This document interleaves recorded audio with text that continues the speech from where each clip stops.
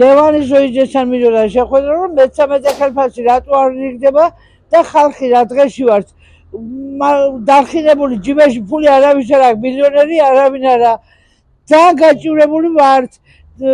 დასუფთავებაში რომ მუშაობთ, ხელფასი თავის დროზე უნდა გქონდეს, პრემია თავის დროზე უნდა გქონდეს და ყველაფერი თავის დროზე უნდა გქონდეს. მითხოვ ამას, მეც არაფერს. და რომ მიხვალ კაბინეტში, ოთახში არ შეგიშვებენ. 14,000 ლარი ხელფასიდანმა გამოტანილი, 10,000 ლარი პენსიიდანმა გამოტანილი.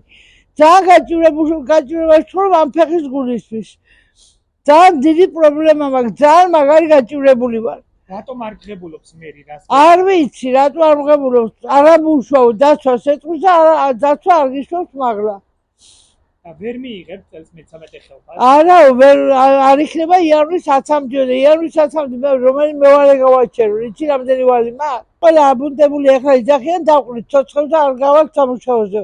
არც ერთი არ გავალთ სამსახურში. ყველაფერს ვაკეთებთ ჩვენი თანამშრომლებისათვის და მე მინდა თითოეულ მოეუზოვოს მადლობა უთხრა გაწეული საქმიანობისათვის, ჩვენ არ დაგვიტოვებია ისინი უყურადღებოთ.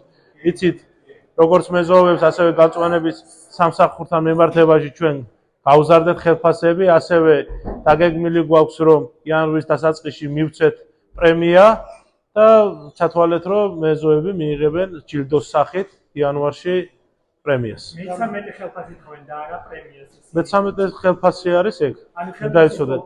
ხელფასის 100% ექნება ყველა მეზობელს.